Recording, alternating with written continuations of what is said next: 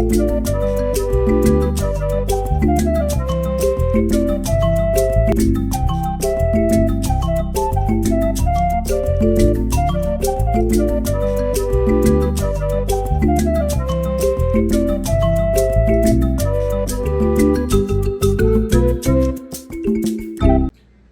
dear listeners and viewers, welcome back to Papa-Norr Story Time.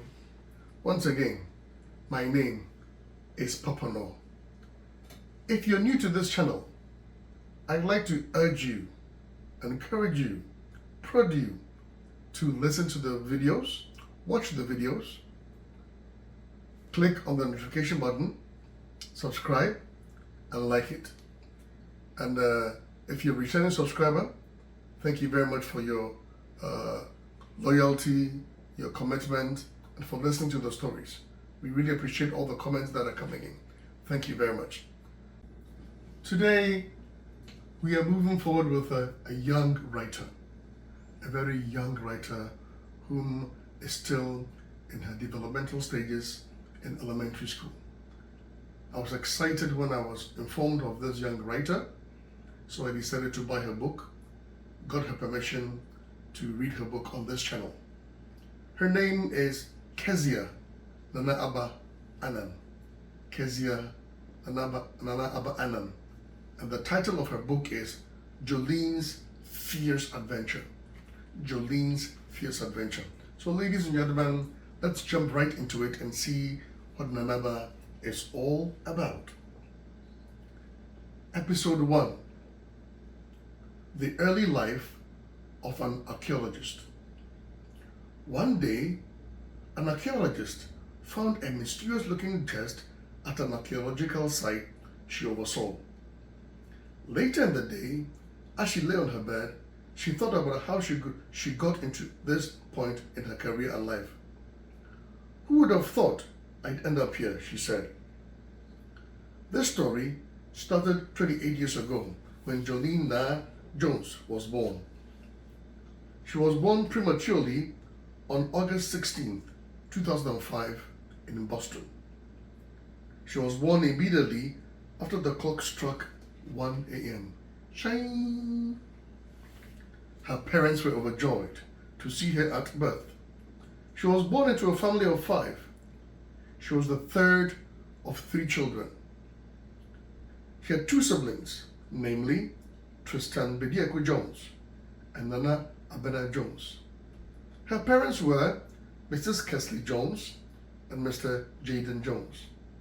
She was born into a God-fearing family. The family had devotions daily. They taught their children to love, respect, and commit themselves to God's hands, since He will guide and provide for them all. Episode 2. Elementary school, her worst fears revealed. As a child, she always found it difficult in school, not because she was not smart or didn't understand the work assigned to her by her teachers, but because she was being discriminated against for being a black kid in a community filled with white families who were affluent and snobbish. Jolene saw so much wealth around her whenever she looked. To her, it seemed like children aside from her was a filthy billionaire, though her father was a primary school teacher and her mother was a janitor in a retail store. They worked hard to provide for her with everything she needed. Her family's situation influenced her to study very hard. She got a scholarship, and on hearing about their daughter's scholarship, her parents were excited because their hard work had finally paid off. Though she was ridiculed, she was not bothered, but learned hard and backed it up with prayers every day because she knew one day she would become a very great person and put all the doubters to shame. She kept on with her books every day, even during lunchtime at school. Sometimes they threw food at her, or even her own friends mocked her for not being able to take a joke. She kept on with her books so she could become a better person in future and be like her siblings, who gave a lot to the country they all called home. One day, on the day of her final examination, she prayed to God that all her learning should not be in vain. She should see a change in her life. She also asked God to help her realize her dreams through that examination. She entered the exam hall feeling confident that all her efforts would pay off. The day commenced with mathematics, and she slowly worked her way down. During the mathematics paper, she worked on all the questions she knew first and then solved the difficult ones later. Many days passed. The exams was finally over. While entering her class to take her seat, she overheard some of her rich classmates saying, "If I don't even pass, my dad will just pay a sum of money. My dad will just pay a sum of money to the head of the school and get me in. So no biggie." A slang meaning no big problem. She was shocked to the bone as she heard them saying that. She vowed that she and her children will never become that inferior and too money conscious. After months of waiting for the results, they finally arrived. Jolene was so scared that she didn't even want to open the envelope at first. As she finally opened it, she saw that she had passed with flying colors. Jolene was then hoping to get into her first choice school. She received her admission letter into the school of her first choice. At that point, she remembered how she loved archaeology as a kid. So she made it her mission to become an archaeologist herself. She was so proud that she would be the first archaeologist in her family. Episode 3. The high school days of a dreamer. Jolene had passed her exams into high school. The day before she was ready to set off, she couldn't sleep at all. She couldn't sleep all night. All she thought about was making friends and exploring the world of being a high school student. She also knew that as soon as she got there, she would study hard to get good grades in her quest to become an archaeologist. The day she had been waiting for finally arrived. She said goodbye to her family and set off. She arrived at school at 8:02 a.m. in the morning because she left home early around 6 a.m.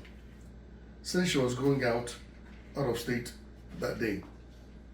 She made friends the minute she arrived at school. She was relieved to have finally made friends who looked like her, friends who were also of African descent. The names of her friends were Abena Bonsu, Ifia Bayone Akoto, and Ya Preko. Together with her new friends, they went to register for their houses and from there went up to the same dorm. On their way, they met a very rude and unfriendly lady named Ella Andrews. She yelled at the girls for just bumping into her while they were carrying their luggage. They paid no attention to her and just walked off. As they walked off, Amma said to the girls, "She's going to be a real pain in the neck to deal with since she's our dorm mates." They all laughed and entered the room. Her first class was a foreign language. She went to the class and saw other girls laughing and chatting while the teacher was around. She took her seat and paid attention to the teacher's teaching. Take note, she took her seat and paid attention to the teacher's teaching. Next, she went to her science class. She saw the same thing just like in her previous class, so she ignored them and sat down to read her books, taking notes of what the teacher was teaching. The day followed through just like that with her other classes. After the day was done, she went to her dorm and to bed. Before Jolene knew it, she was halfway through the high school. She was not distracted. She still kept on reading and learning about the work of a historical archaeologist. Soon, the remaining years passed by in a whoosh. She was so sad she had to leave her friends, but happy because her parents had told her they were moving to Ghana, their native land. Episode 4. Ghana, the gateway to Africa. Though she had never been to Ghana, she felt right at home when she touched down. The drummers, the people around, the very essence of Africa called to her, and she was very elated to be there. She also became excited because she had just gained admission to the University of Ghana, Legon. It was one of the greatest achievements of her life. Jolene went back home to her village to share the good news with her grandparents, who lived in Ghana. They were very glad that at long last, at least one of their grandchildren had returned home to Ghana. She knew it would be a long way to achieve her goal of becoming an archaeologist. Not just any one, but a historical one. She was ready to put up with any problem that would stand in her way, just to get her goal. She made a plan on how to achieve her goal and wrote it down on a piece of paper, which she kept all the time. She looked at it before brushing her teeth in the morning and before going to bed at night. It was written out like this. 1. I have a strong interest in history. My gratification of archaeology began with programs. I have always enjoyed ancient history, especially Roman history, so I will learn and do everything possible to do the best for my country, my maker. 2. Get a 4-year university degree in the field of archaeology. 3. Get a postgraduate study in anthropology, master's as well as doctorate level. 4. Study or major in anthropology, which has 4 subfields: cultural anthropology, biological anthropology, linguistics anthropology, and finally, archaeology. Hey, Jolene. Number 5. When she got to the university, she did all these and graduated with top marks. She was the best in her classes and had won the valedictory of the school. So this is something very encouraging that I would encourage everybody to do. Have a goal, put it in writing, read it quite often, and make sure you are attaining your goals and inching closer to your goals in life. Point number 6. After writing her last paper and submitting her project work, she rushed to her hall to pack her things. Whilst packing, she called her parents and told them she was heading home. When she got home, she saw her parents waiting for her at the gate with some of her family members. They were jumping up and down with joy. She was amazed at how happy and excited they were when they heard that she had passed with top marks and was a valedictorian once again, like in high school. After completing the university, she went abroad to further her education, bagging a master's degree as well as a PhD. She began her career as an archaeologist. She moved to Cairo, where she got her first opportunity to kickstart her career with world-renowned archaeologists from various countries. She woke up and was marveled at how fast she had progressed in such a short time.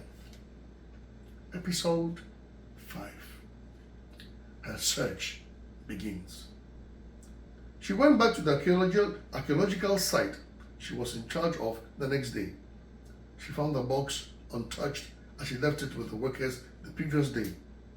In the chest, she found a strange mask and an old golden crown with medallions on it. She thought it looked strange because it didn't look like any other artifacts she had discovered. She tried to put it and the other artifacts together to see if they would fit, but they didn't. She concluded that they must be from another country. She made it her priority to find out where it came from and the family who owned it. She flew by air to Hungary in Eastern Europe. She went to all the archaeological experts in the country and found nothing. Then she moved to Germany in Western Europe. She went to the experts in the country but found nothing. So she moved to France.